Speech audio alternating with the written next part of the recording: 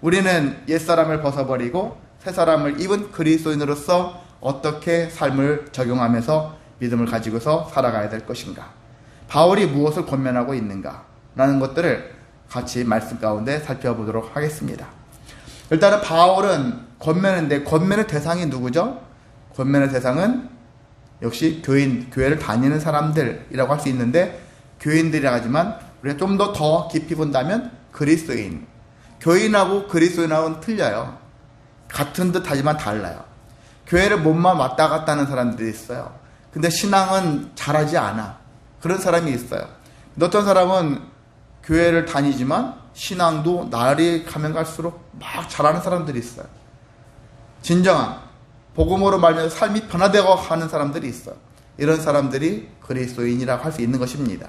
그래서 나는 교회 다녀, 나는 교인이야, 여러분이 이 수준에 머물지 마시고 나는 예수님을 믿는 그리스도인입니다 라는 그런 고백을 행할 수 있도록 여러분이 주님과 더불어서 살아가야 합니다. 바울은 이건 그리스도인을 여러 가지 표현을 하고 있거든요. 2장 20절에 보면은 세상의 초등학문에 대하여 죽은 자들이다, 그런 얘기를 하고 있어요. 세상의 초등학문, 여러분은 교회가 아니라 학교에서 배우는 것들을 엄청 고등 학문이라고 생각하지 않습니까? 대학, 고등학교, 대학 가면은 엄청 내가 최고의 학문을 배운다 라고 생각하지만은 바울은 그렇게 생각하지 않아요. 내가 보니 바울이 감동받은 것은 뭐냐면은 최고의 학문은 예수님을 배우는 거라는 거야. 하나님이 누구인지, 예수님이 누구인지, 성령님이 누구인지, 삼위일체 하나님이 누구인지에 대하여 그걸 배우는 것이 최고의 학문이다.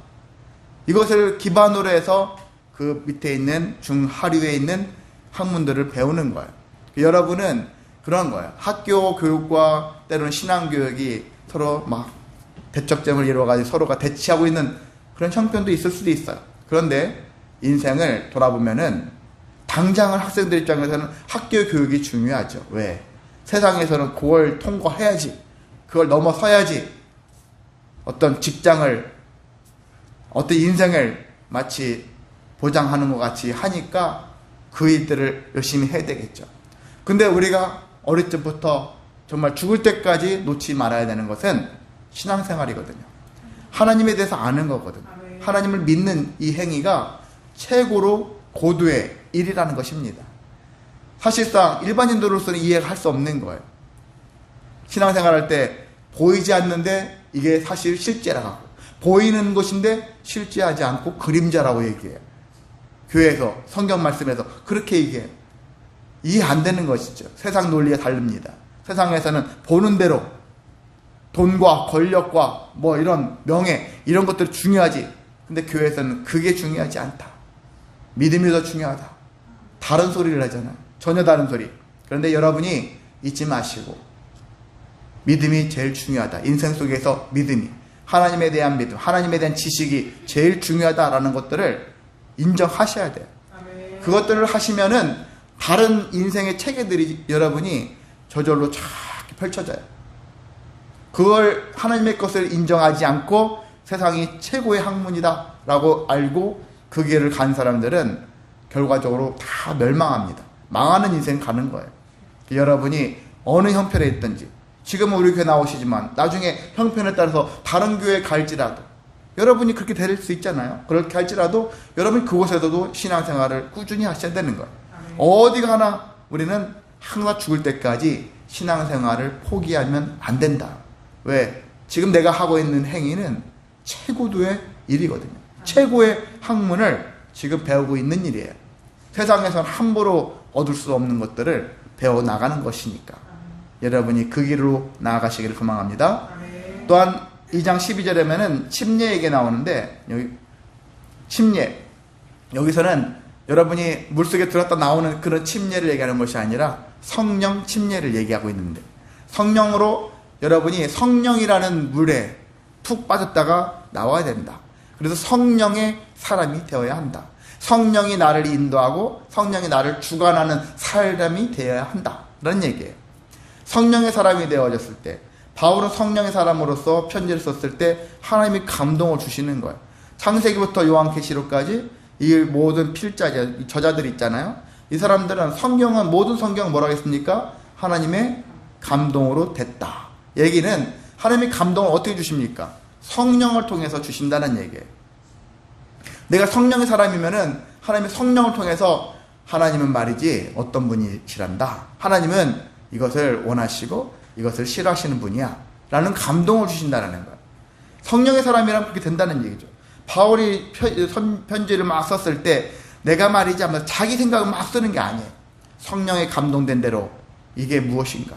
구약과 신약의 이 시대가 예수님을 통해서 바뀌어지는 이 삶을 통해서 내가 무슨 역할을 해야 될 것인가. 사람들이 뭐 어떤 믿음을 가져야 되는가. 이런 것들을 괜히 했겠냐고요.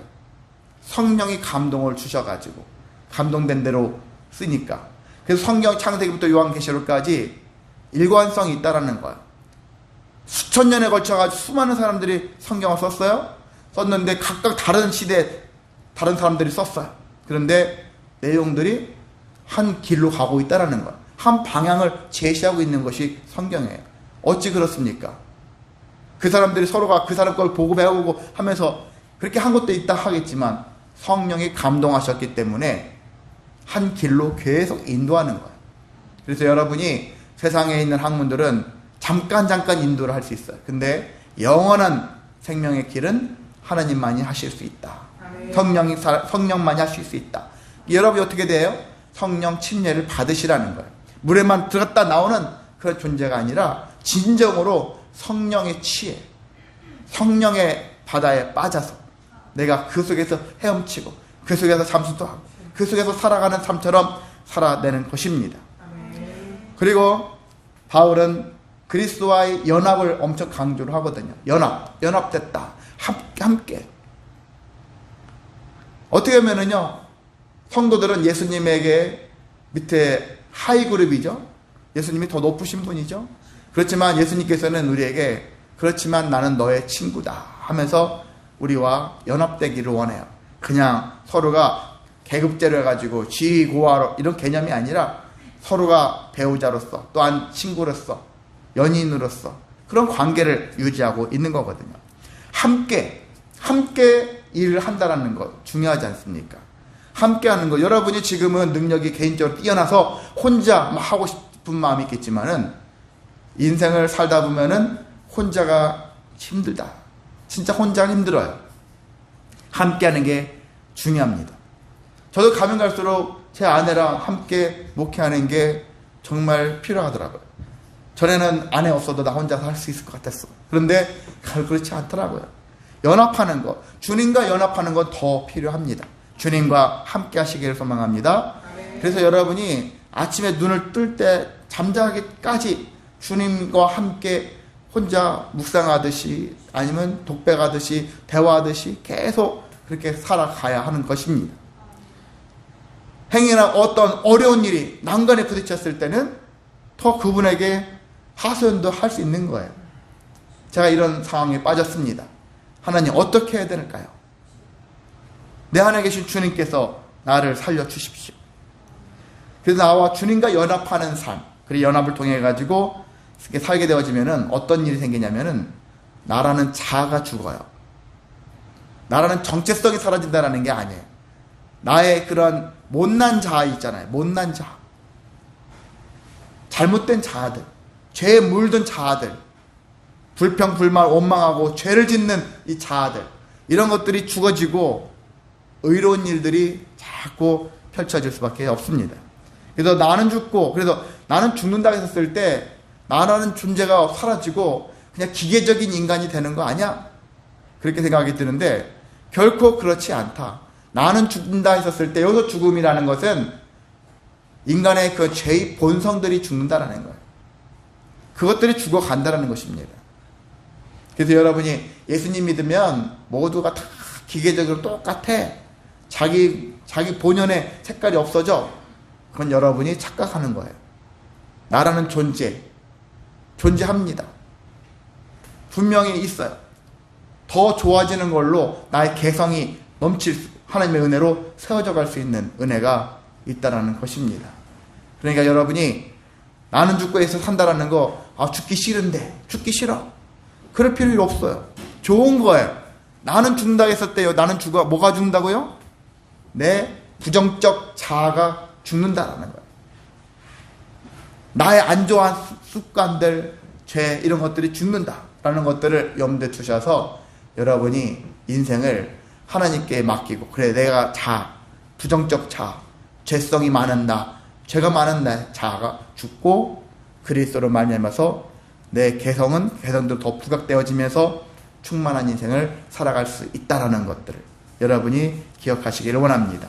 그래서 이렇게 그리스도인은 여러 가지 표현들이 이렇게 있는데 여러분이 여기에 속하기를 원합니다. 그저 그냥 어떤 교회 다니는 교인이야, 그 소리를 뛰어넘어서 저 사람을 정말 예수님을 잘 믿는 그리스도인이다 라는 그런 칭호를 여러분이 받으며 살아가시길 원합니다. 자, 근데 우리가 그리스도인 된다라는 것은 내가 내 의지와 힘으로 되는 게 아니에요. 하나님의 은혜로 된다. 하나님의 은혜를 체험을 많이 할수록 여러분은 그리스도인의 모습을 갖춰갈 수가 있습니다. 하나님의 은혜를 많이 누리시기를 소망합니다. 자, 근데 바울은 여기에서 우리에게 무엇을 적용하며 살려고 하냐면은, 이제 너희들은 땅의 것을 생각하지 말고 위의 것을 찾으라, 그렇게 얘기를 하고 있어요. 5절에 보니까 땅에 있는 지체를 죽여라 하는 얘기가 있어요. 땅에 있는 지체. 근데 이 땅에 있는 것이 무엇일까를 알아야 되겠죠. 이 땅에 있는 거, 뭐 돈, 명예, 권세, 뭐 이런 것들, 꼭 그런 걸 얘기하는 건 아니에요. 여기서 얘기하는 것은 뭐냐면은, 땅에 있는 것이라는 얘기는 여러분이 죄성이라는 거 있죠. 죄의 성질. 죄의 성질은 본성에, 사람이 태어나면은 우리는 그 사람은 죄성을 가지고 태어난다고 얘기합니다. 태어나면 걔가 아무 짓도 안 했는데 얘는 죄인이라고 그래. 태어났는데 애 보고 갓난아기고 또 이 아이를 죄인이라고 얘기하면 아이 엄마들, 아빠는 되게 싫어하겠죠. 내 자식이 죄인이라고? 그런데 태어난 순간부터 죄인이에요. 잉태되는 순간부터 죄인이에요. 죄인으로 시작합니다. 근데 이것이 예수님 믿음으로 죄인이 아니라 의인의 삶으로 바뀌어진다는 것입니다. 근데 죄성을 가진 자의 삶은 어떤 삶을 살아가고 있느냐? 지금 바울이 대표적으로 몇 가지를 얘기하고 있어요. 5절에 음란부터 시작하죠. 음란이라는 것은 불법적인 어떤 성관계, 정상적이지 않는 관계, 그런 관계에서 행위를 저지르는 것을 얘기하고 있죠. 부정하다, 부정이 있는데, 부정이라는 것은 여러분의 도덕적인 입장에서 부정. 학생들은 학교에서 시험을 컨닝 같은 거 한다든지, 이것도 부정이죠. 부정행위다. 도덕적으로 부정행위. 어떻게 보면 음란도 포함한 모든 게 다 부정이잖아요. 우리 삶을 돌아봤을 때 부정한 일들이 참 많아요. 여러분도 부정한 일들을 안 하고 살 수가 없는 이 삶 속에 우리가 놓여 있거든요. 그런데 우리가 하면 할수록, 가능하면 가능할수록 부정한 것을 자꾸 멀리 하려고 애써야 한다라는 것입니다. 여러분이 장관이나 뭐 총리나 수많은 사람들 뭐 청문회 같은 거 하잖아요. 세울 때 보면은 부정하지 않은 사람이 하나도 없어요. 최고의 학벌이 나오죠. 좋은 학교 나왔고 좋은 직장을 가지고 있는데 이 사람들이 우리보다는 돈도 훨씬 많고 재산도 많은데도 불구하고 보면 부정하지 않은 사람이 하나도 없어요. 뭐 하나라도 꼬투리 잡을 것들이 천지예요. 그럼 우리는 괜찮냐? 우리도 마찬가지예요. 그 사람들만 욕할 것이 아니라 다 돌아보니까 우리 모두가 다 부정한 면들을 가지고 있다. 이게 죄성의 성질 중에 하나라는 것입니다. 그래서 또한 사욕이 있죠. 살이 사욕하잖아요. 살이 사욕. 사욕이라는 것, 세욕을 유발하는 부끄러운 욕망이라는 거야. 저걸 내가 더 가져야지. 제 것을 뺏어서라도 내가 가져야지. 이런 마음들을 갖는 욕망들이 있어요. 그리고 악한 정욕. 여기서 악한 정욕은 어떤 것을 특별히 얘기하냐면은 하나님에 대하여 하나님의 것을 우리가 불순종하는, 하나님에 대하여 불순종하는 자세. 이 태도를 얘기합니다. 정욕이, 욕망이 내 안에 가득 차면은 하나님에 대해서 불순종할 수밖에 없습니다. 왜? 하나님의 가르침과 대치되는 이유이기 때문에. 하나님은 그렇게 가르치지 않았는데, 그렇게 되기를 원하지 않았는데 우리가 개인의 욕망을 불태우다 보니까 하나님 말씀을 불순종해야 되거든요. 탐심이 있습니다. 탐심, 여러분이 물질에 대하여, 재물에 대한 무절제한 뭐예요? 욕망이에요. 이것도 욕망입니다. 무절제하다. 자기 자신도 통제할 수 없는 욕망. 탐심, 그 식탐, 뭐 그렇잖아요. 성욕도 그렇고 여러 가지 탐심이라는 얘기를 하고 있어요. 근데 바울이 탐심을 특별히 뭐로 규정하고 있습니까? 탐심은 우상 숭배니라. 뭔가에 대해서 욕심, 여러분이 비전을 품어라, 꿈을 가져라, 그런 말과 욕심을 가져라, 탐심을 가져라, 이거 구분을 할 줄 알아야 되는 거예요. 저는 기본적으로 개념을 어떻게 잡고 있냐면은, 꿈과 비전은 내가 이 꿈을 꿈으로 인해 가지고 이것이 현실화 됐었을 때 나도 유익하고 내 주변의 사람들도 유익하면 저는 그게 꿈이고 그 비전이라고 생각이 들어요. 근데 내가 꿈꿨는데, 욕심부렸는데, 아직 내가 그 비전을 가졌다고 생각했는데 이것 때문에 주변 사람들이 망해가고 있어. 나의 비전, 나의 꿈 때문에 다른 사람들이 망해가고 있고 잘못돼가고 있어. 그럼 이것은 개인의 욕망일 수 있다는 얘기예요. 이런 것들을 여러분이 구분을 할 줄 알아야 됩니다. 그래서 나는 이런 꿈이 있어 했을 때 그런 꿈이 세상을 모든 사람들을 다 유익하게, 나를 비롯해서 모두를 유익하게 하는 일인가, 그걸로 여러분이 생각하신다면은 이게 꿈인지 비전인지 아니면 개인적인 사욕, 욕망인지 이런 것들을 여러분이 판단할 수가 있습니다. 그래서 우리는 탐심, 이 지금 얘기하고 있는 것들은 다 탐심이에요. 음란한 것도 다 탐심이고 부정한 것도 탐심 때문에 생기잖아요. 어떤 욕망도 탐심 때문에 생기는 거예요. 탐심, 그래서 우리 안에 있는 탐욕, 이 탐욕스러운 마음들을 내려놔야 돼요. 내려놓으려고 몸부림쳐야 됩니다. 왜? 이것이 우상숭배라고 바울은 왜 얘기했습니까? 탐심을 갖다 보면은 하나님보다 그걸 갖고 싶어하는 욕망이 더 크니까. 우상숭배 정의는 하나님보다 더 높이면, 하나님보다 더 먼저 앞세우면 다 우상숭배다. 그러니까 항상 하나님이 여러분이 1번이 되시길 원합니다. 모든 삶의 1번이에요. 아무리 사랑하는 사람이 있을지라도 그 사람 위에 하나님이 계시다라는 것들만큼은 여러분이 인정하시기를 소망합니다. 그렇게 하셔야만 됩니다. 자, 이것은 지금 바울이 얘기한 것들은 요한도 비슷한 얘기를 한 적이 있어요. 요한 1서에 보면은 요한 1서 2장 16절에 세 가지 일들이 있는데 뭐냐면 육신의 정욕, 안목의 정욕, 이생의 자랑, 이렇게 요한은 세 가지로 정의를 내렸거든요. 많은 사람들이 육신의 정욕을 위해서, 안목의 정욕을 위해서, 이생의 자랑을 위해서 살아간다는 거예요. 근데 요한이 이 얘기를 하면서 뭐라고 했냐면은 이것들은 다 아버지께로부터 온 것이 아니요 세상으로부터 온 것이니라. 세상으로부터 왔다라는 거예요. 세상으로부터 온 것. 그래서 땅의 것의 본질은 세상으로부터 왔다라는 거예요. 하나님께로부터 온 게 아니다. 여러분은 그래도 저는 만약에 물질적인 거라든지 권세라든지 이런 것들 있잖아요. 속성은 하나님께도 있거든요. 그래서 이런 것이 중요한 것이 아니라 지금 얘기한 음란, 부정, 사욕, 악한 정욕, 탐심과 같이 육체의 정욕과 안목의 정욕과 이생의 자랑과 같이 이런 탐욕과 같은 관련된 것들, 이걸로 인해서 부정한 일들을 행하는 일들, 이런 것들이 뭐라고요? 땅의 것이다 라는 것입니다. 영지주의자들은 이 살 같은 거, 육체 같은 거 부정하게 여기거든요.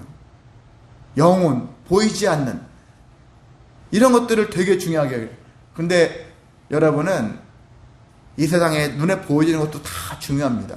왜? 이것도 하나님이 만드셨으니까. 다 하나님이 만든 거예요. 사람들이 별도로 막 구분해 놓는데 그렇지 않아요. 이 세상 모든 것들은 다 하나님이 만드신 거니까 아름답다, 놀랍다, 그렇게 고백해야 되는 거거든요. 근데 우리가 자꾸 살면서 이상하게 분류를 하는 거예요. 그걸 이분법적인 분류를 하는데 잘못된 분류를 하면 안 되는 것이죠. 그래서 이런 것처럼 탐심 같은 부정적인 이런 것들을 벗어내는 것이 이것이 진정한 땅의 것이고 세상 것이다 라는 것들을 구분을 할 줄 알아야 합니다. 자, 바울은 더 추가로 얘기하는 것인데 뭘 얘기하고 있냐면 이 땅의 것 중에서 벗어버려야 되는 것들이 있다, 그런 얘기를 하고 있어요. 벗어버려야 되는 것들 무엇이 있을까요? 분함이 있어요. 분함, 노여움, 악의, 비방, 우리 입에 부끄러운 말, 거짓말, 이런 것들이 있다라는 것입니다.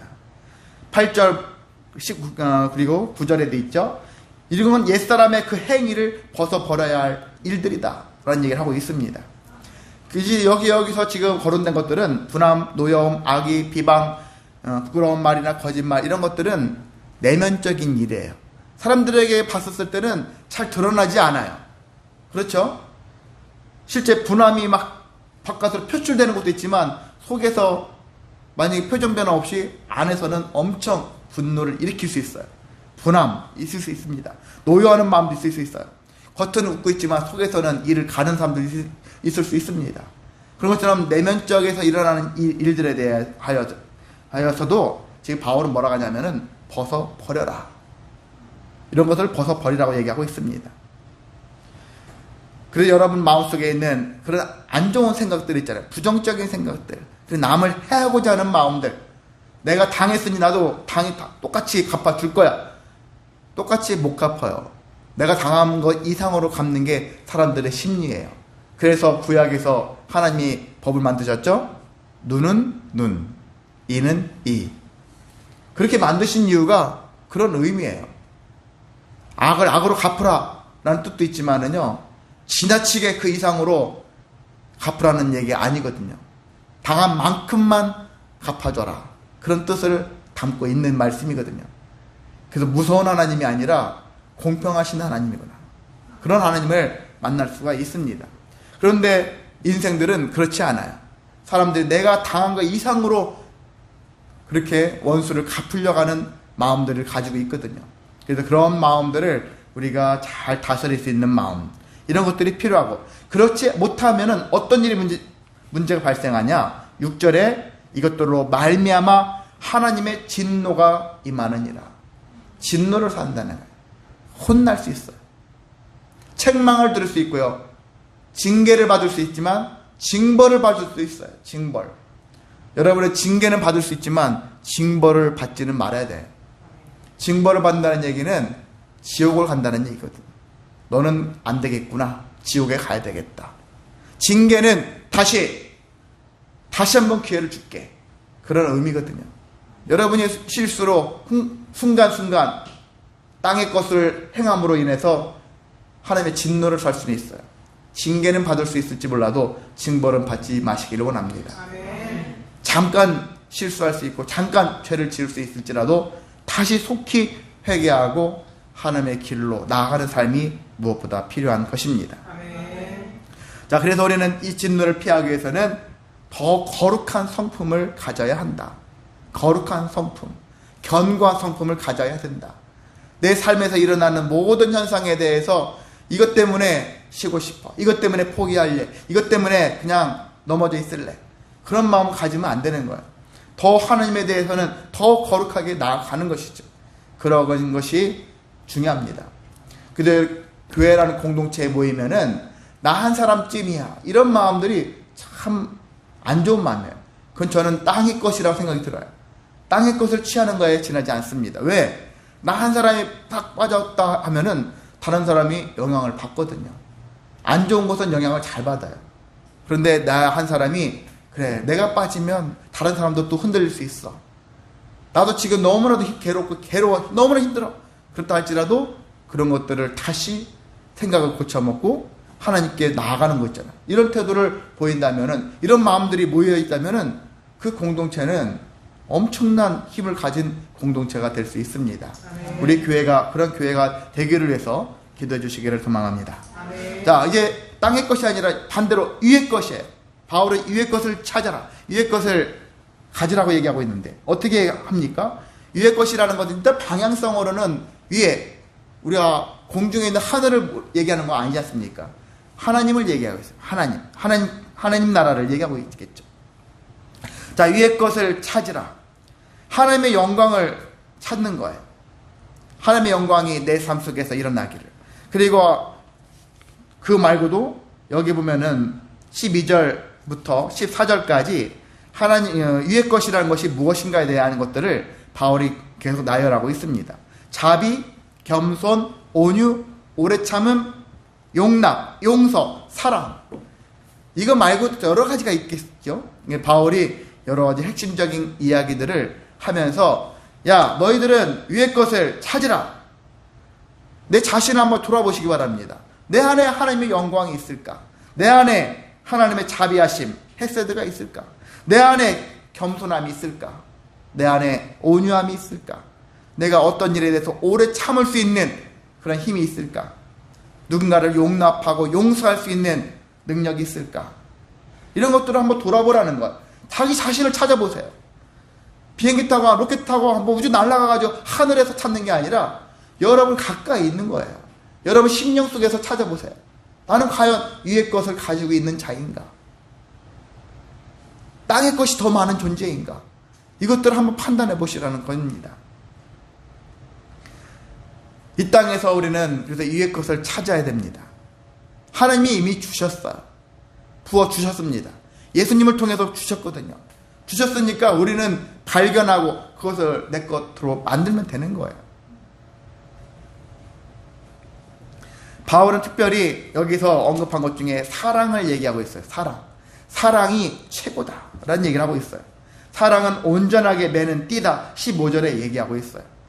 사랑으로 다 하나 될 수 있게 만들 수 있다는 얘기죠. 예수 그리스도의 사랑을 가지고서 할 수 있다는 겁니다. 그래서 우리는 사랑이 넘치는 크리스찬이 되어야 하는 것입니다. 사랑을 장착을 해야 되는 거예요. 공의도 있지만 공의만 발달하면 정죄하는 인생을 살 수 있지만 공의가 있지만 그럼에도 모든 걸 사랑으로 다 귀결시킬 수 있는 능력을 갖추는 것. 이게 성도의 태도라고 할 수 있는 것입니다. 자, 왜 사랑이 온전히 매는 띠냐? 사랑은 이미 율법의 완성이라고 했거든요. 율법은 정죄하는 데 발달했지만 정죄를 덮어낼 수 있는 것은 사랑이니까. 율법을 완성시킬 수 있는 것은 사랑이다. 여러분이 사랑을 많이 가져야 되는 거예요. 이성간의 남녀간의 사랑만을 얘기하는 게 아니에요. 예수 그리스도의 사랑을 장착을 해야 한다는 것입니다. 그리고 사랑은 율법 중에서도 가장 큰 계명이다. 예수님이 서로 사랑하라 하잖아요. 하나님에 대해 사랑하고 이웃들에 대하여 사랑하는 것, 나 자신에 대해서 사랑하는 삶을 살아내라 그렇게 명령하셨기 때문에 우리는 그 사랑을 힘입어서 살아가야 하는 것입니다. 그래서 위의 것 중에 가장 큰 것은 사랑이다. 여러분이 사랑을 많이 품으시기를 소망합니다. 자, 그렇다면 우리는 왜 바울은 위의 것을 찾으라고 말했을까? 그 제가 네 가지를 얘기할게요. 주보에는 3가지가 되어 있는데 4가지. 그 첫 번째는 위에 계신 그리스도는, 하늘에 계신 그리스도는 세상의 그 무엇보다 우월하신 분이기 때문이다. 세상의 그것보다 최고의 분이에요. 그러니까 예수님을 알아가는 거 있잖아요. 예수님을 배우는 것은 초등학문이 아니라 바로 고등학문이에요. 최고의 학문이라는 얘기예요. 그런 것을 인식하셔서 예수님, 위의 것을, 최고의 것을 배워야 되니까 가장 우월하신 분을 여러분이 만나고 그분과 함께하는 것이 중요하지 않습니까? 그래야 되기 때문에 위의 것을 찾아야 된다라는 것이고요. 두 번째는 우리가 죽었기 때문이다. 3절에 나와 있죠. 우리가 죽었다. 이게 죽었다는 표현은 나는 죽고 할 때 또 죽고, 이거 죽었다는 표현이 다른 게 아니에요. 땅의 것이 죽었다는 얘기거든요. 나의 죄의 본성이 죽었다는 얘기죠. 세상을 향해서 가졌던 마음들이 죽는다는 얘기입니다. 탐욕이 죽고, 그 죄와 세상에 대하여 죽고, 그리스도로 말미암아서 다시 살기 위한 그런 삶을 살아가기 위해서는 바로 나는 죽어야 된다는 얘기인데, 바로 내가 죽었기 때문에 위의 것을 찾아야 된다. 죄와 세상으로 인해서 죽은 사람이 찾아야 될 것이 위의 것밖에 없다라는 거예요. 세 번째는요, 우리 생명이 그리스도와 함께 하나님 안에 감추어졌기 때문이다. 3절에 또 나와 있는 말씀인데, 말씀이 어렵죠? 어려운 얘기인데, 우리의 생명이 그리스도와 함께 하나님 안에 감춰졌다. 이 얘기는 우리 생명이 하나님께 속하여졌다는 얘기죠. 하나님 안에 들어가 있다는 얘기예요. 세상 사람들이 봤었을 때는 저 사람 누군지 모르겠어. 무방비에 노출되어 있는 것 같이 느껴져. 저 사람은 버려진 것 같아. 그렇게 보였겠지만은 그렇지 않아요. 우리의 영혼은 하나님 안에 감춰져 있는 존재들이다. 하나님이 보호한다는 얘기죠. 하나님이 꼭꼭 사탄, 해하는 자들에게 보여주지 않고 내 사랑하는 자식이거든 신비로운 존재로 우리를 감싸고 있다는 얘기죠. 보호하고 있다는 것입니다. 그렇기 때문에 그 누구도 빼앗을 수 없는 존재다. 그러니까 우리가 할 수 있는 것은 위의 것을 찾고 위의 것 안에 머무르는 거예요. 그것이 우리가 할 일이라는 것입니다. 자, 그리고 네 번째가 뭐냐면요. 구원이라는 특성을 봐야 돼요. 구원은 임의와 아직이에요. 임의와 아직. 여러분이 예수님을 믿는 순간부터 성령이 임하게 되어지고 그래서 구원받은 백성이 되었다. 선포가 되어지지 않습니까? 그래서 이미 우리는 이제 구원받은 자입니다. 그런데 가만히 보니까 아직 우리는 구원의 현장에 가 있지 못하는 거예요. 구원받은 자가 모이는 곳이 어디예요? 하나님 나라잖아요. 나중에 하나님 나라에 우리가 지금 가 있습니까? 안 가 있잖아요. 장차 나중에 구원받은 자로서 하나님 나라에 갈 자들이지만 아직 구원이 임한 건 아닌 거예요. 이미 구원이 임한 것이면서 아직 구원이 임하지 않은 신비로운 그런 상태에 있는 것입니다. 그러니까 놓치지 말아야 한다는 얘기죠.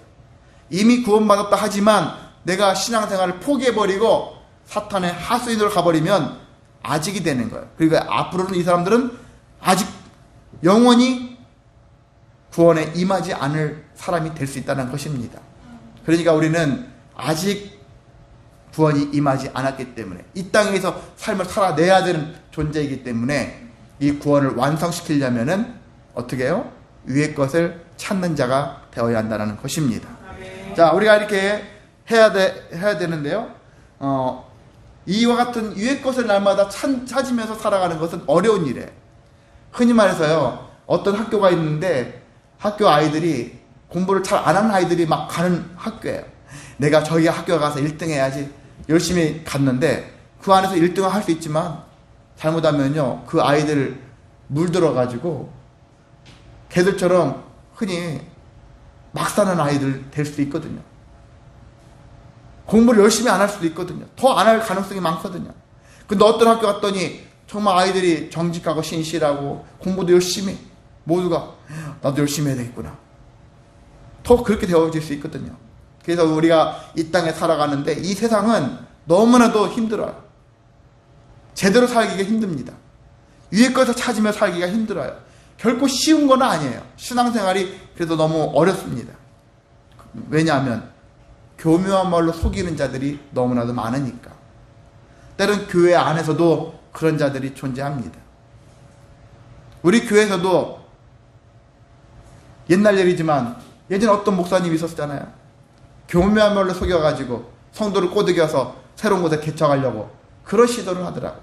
개척교회 다니면서 여기서 또 누군가를 빼가지고 다른 데서 개척을 하려고 그런 시도를, 그런 마음을 품는 그런 사람들이 존재하는 거예요. 교회 안에서도 이런 교묘한 말이 난무하고 있는 거예요. 그러니까 여러분이 교회 안에만 들어와 있으면 안심이다, 그렇게 생각하면 안 됩니다. 여러분 교회 안에 들어와서 안심이 아니라 그리스도인이 되어야 되는 거예요. 아멘. 그리스도 안에 있어야 되는 거예요. 그랬을 때 교묘한 말인지 아닌지를 분별할 수 있어요. 아멘. 아침에 기사를 봤어요. 어떤 60대 목사가 50대 목사 어떤 성도를 꼬드겨 가지고 2억 6천만 원인가 가스라이팅을 한 거예요. 남편이 병들었는데 남편 죽기 때문에 살리려면 헌금해. 자기 개인한테 헌금하라는 거지. 그래서 2억 6천만 원이나 여러 번 뜯겼어요. 근데 결국 여자가 빚내가지고 대출빚을 갚을 수 없고 죽었더라고요. 이 여자도 죽었어요. 이게 뉴스에 나왔어요. 여러분이 교회 안에만 있으면 안심이다? 결코 그렇지 않아요. 교회 안에도 교묘한 말로 속이고 무너뜨리는 영혼들이, 사람들이 있어요.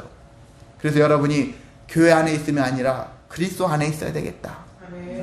이런 삶을 살아야 되는 거예요. 그만큼 이 삶이, 이 세상이 복잡하고 어렵고 쉽지 않다. 그럼에도 불구하고 우리는 쉽지 않으니까 오히려 더 위의 것을 찾으며 살아야 하는 것입니다. 위의 것을 찾게 되어지면 어떤 일이 생깁니까? 그리스도와 계속 연합된 삶을 살아갈 수 있고요. 하나님의 형상을 따라 지식에까지 새롭게 함을 입은 자가 되어진다. 그러니까 하나님에 대한 지식을 많이 알게 되어져요. 그러면서 내 인격이 좋아지고 인격과 더불어서 그래서 영성이 풍성한 사람이 될 수가 있는 것입니다. 그리고 겸손하고 품격 있는 새 사람의 삶을 살아갈 수 있는 거예요. 그래서 성도가 되어졌으면은 품격이 좋아요. 품격이. 여러모로 품격이 좋아질 수밖에 없어요. 그런 삶이 점점 저 사람이 품격이 성장하고 있다. 이 사람은 그리스도인이 되어가고 있는 거예요. 그리고 그리스도의 평강이 우리 마음을 주장하게 합니다. 어떤 일이 있어도 내 마음이 평안하다. 평안을 유지할 수 있는, 평안을 나눌 수 있는 그런 힘이 생길 수가 있는 것입니다. 그리고 15절에도 감사하는 자가 될 수 있는 거예요. 그럼에도 불구하고 감사할 수 있는 것. 꼭 좋은 일이 있을 때만 감사가 아니라 그렇지 않음에도 그것들을 뒤집어 보는 것. 뒤집어 보면서 감사할 수 있는 마음. 이런 마음을 가질 수가 있고 17절에 모든 것들을 다 주 예수의 이름으로 행할 수 있다. 모든 것 다들 하나님의 영광, 하나님께 영광 돌리면서 살아갈 수 있는 것처럼 되어질 수 있는 것입니다. 여러분, 저와 여러분이 아직도 땅의 것을 추구하고 있다면 땅의 것으로부터 여러분이 떠나시기를 원합니다. 땅의 것을 죽이시기를 원합니다. 그리고 위의 것, 하나님이 원하시는 삶을 살아내시기를 원합니다. 그것이 나를 영화롭게 만들고 내 가족과 내 동료들 그리고 내 모든 주변들 또 교회가 하나님께 영광 돌리게 합당한 삶이 될 수가 있습니다. 그런 삶을 살아내는 저와 여러분 되시기를 주님의 이름으로 소망하고 축복합니다. 다 같이 일어나셔서 찬송가 450장